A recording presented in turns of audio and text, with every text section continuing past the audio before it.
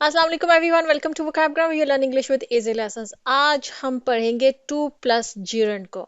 बहुत बहुत बहुत इंपॉर्टेंट कॉन्सेप्ट है। आप में से किसी ने मेरे से ये रिक्वेस्ट किया था कि मैम इसको एक्सप्लेन कर दीजिए।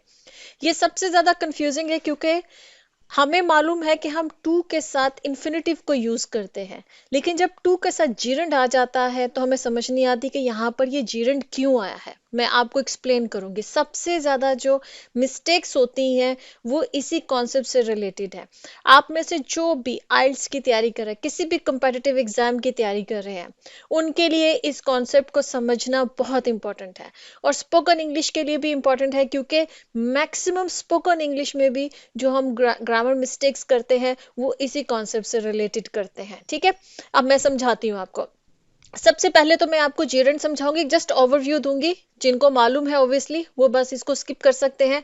2 मिनट में समझाऊंगी उन लोगों के लिए जो फर्स्ट टाइम जो है इस कॉन्सेप्ट को समझ रहे हैं। देखें, जीरंड क्या होता है। जीरंड वो होता है आईएनजी फॉर्म होती है वर्ब की, जो कि किसी सेंटेंस के अंदर एक नाउन के तौर पर काम कर रहा हो। ठीक है, देखिए हम जब आईएनजी फॉर्म किसी वर्ब की यूज करते हैं तो हम उसको कंटिन्यूअस टेंस में यूज करते हैं। जैसे ये देखिए, ये सेंटेंस है, the king is killing his enemies.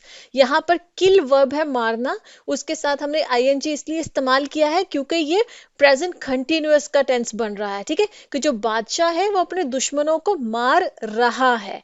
अब यही जब किलिंग है, जो किल और आईएनजी है यहाँ पर, उसको अगर हम नाउन के तौर पर इस्तेमाल करें, जैसे ये सेंटेंस है, killing animals is prohibited here, कि यहाँ पर जानवरों को मारना मना है। ठीक है, तो जब हम इसको नाउन के तौर पर इस्तेमाल करते हैं, जो वर्ब की आईएनजी फॉर्म होती है, तो वो जीरंड कहलाता है।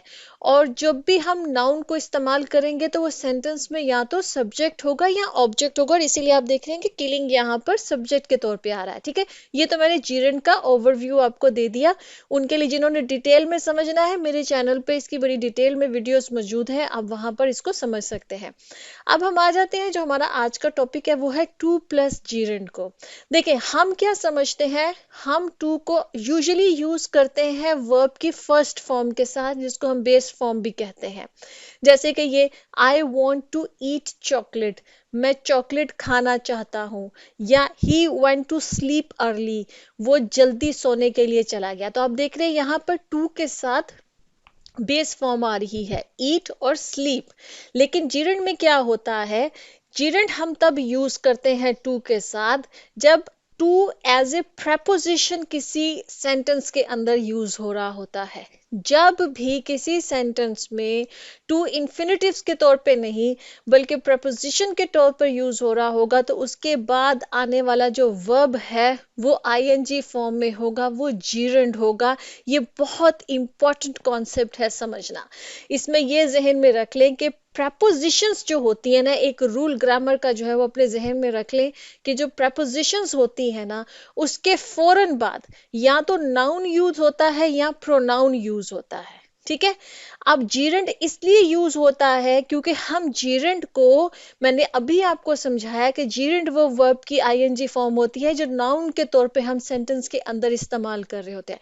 क्योंकि जीरंड भी एक नाउन होता है, इसलिए prepositions के बाद हम फिर नाउन और प्रोनाउन के साथ हमने जीरंड को भी ऐड कर दिया है, क्योंकि वो भी सेंटेंस के अंदर एक नाउन के तौर पर बिहेव कर रहा होता है। ठीक है, तो एक रूल अपने दिमाग में बिठा लीजिए कि सेंटेंसेस के अंदर preposition के बाद अगर आपका या तो आप नाउन यूज करेंगे या प्रोनाउन यूज करेंगे, और अगर वर्ब यूज कर रहे हैं तो फिर उसको एज ए जीरंड यूज करेंगे, मतलब कि उसको आईएनजी फॉर्म में यूज करेंगे।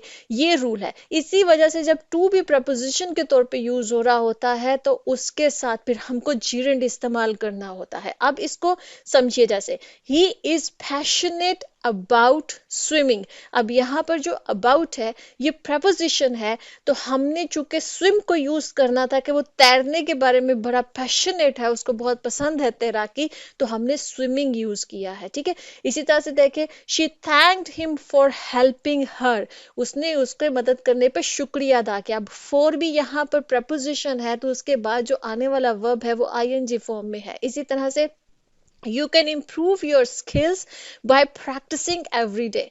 या you can improve your spoken English by practicing every day. ठीक है, अब ये by भी देखिए preposition है, तो उसके बाद जब verb आएगा तो वो ing फॉर्म में आ रहा है. ये सब gerunds है, swimming, play, helping, practicing. ठीक है, इसी तरह से the benefits of exercising are immense. कि एक्सरसाइज करने के बहुत सारे बेनिफिट्स हैं. अब यहाँ पर चूंकि ऑफ भी आप देख रहे हैं प्रपोजिशन है, तो हम उसके बाद जीरंड इस्तेमाल कर रहे हैं. एक्सरसाइज नहीं बोल रहे हैं, हम एक्सरसाइजिंग बोल रहे हैं. ठीक है, ये जहन में रखना है. इसी वजह से टू के साथ भी जब हम यूज करेंगे तो फिर वो जीरंड ही आएगा जब उसके बाद हम वर्ब को यूज करेंगे. अब आप कहेंगे कि मैम पता कैसे चलेगा कि ये इन्फिनेटिव है या यहाँ पर ये जो है ये प्रपोजिशन के तौर पे आ रहा है. इसका मेरे पास कोई रूल नहीं है बताने का. कुछ वर्ब्स हैं, कॉमन वर्ब्स हैं इंग्लिश के अंदर, कुछ कॉमन एक्सप्रेशंस हैं, एक लिस्ट है जो आपको याद करनी पड़ेगी कि जिसके बाद जब भी टू आएगा तो हम उसको उसके बाद आने वाले वर्ब को जीरंड के तौर पर इस्तेमाल करेंगे. ये कुछ अंग्रेजों ने इसी तरह से कुछ स्पेशल वर्ब्स और एक्सप्रेशंस जो है उन्होंने डेवलप किए हैं. मैंने इसके ऊपर बहुत रिसर्च की थी कि मुझको कोई रूल पता लग जाए कि इसका कोई स्पेशल रूल है.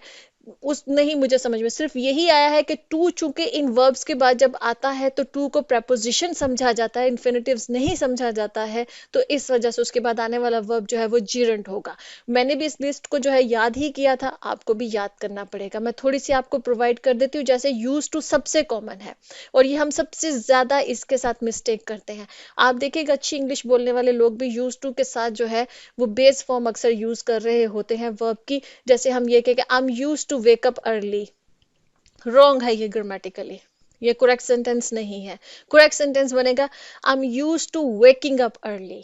ठीक है, जैसे कहते हैं ना he is use to work late. नहीं, रॉन्ग हो जाएगा. He is use to working late.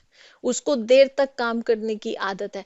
Use to के बाद जब वर्ब जो भी यूज होगा आपको जहन में रखना है कि आप उसको आईएनजी फॉर्म में, जीरंड फॉर्म में इस्तेमाल करेंगे. इसी तरह से देखिए जब ओपन टू है, ओपन टू के बाद भी जब हम वर्ब को यूज करेंगे तो वो जीरंड फॉर्म में होगा. I am open to trying new things. मैं नई चीजें ट्राई करने के लिए तैयार हूँ. ओपन हूँ मतलब कि मैं उसको मना नहीं करूंगा. ठीक है, आई एम रेडी. ठीक है, इसी तरह से he is open to discussing his feelings. वो ओपन है अपनी फीलिंग्स को डिस्कस करने के लिए, अपनी फीलिंग्स के बारे में बात करने के लिए. ठीक है, तो जहन में रख लीजिए ओपन टू भी जो है उसके बाद भी जब आपने वर्ब को यूज करना है तो जीरंड फॉर्म में यूज करना है. कन्फेस टू भी एक इसी तरह का एक वर्ब है जिसको आप करेंगे तो उसके बाद जब आईएनजी फॉर्म में यूज होगा. जैसे she confessed to lying about her job.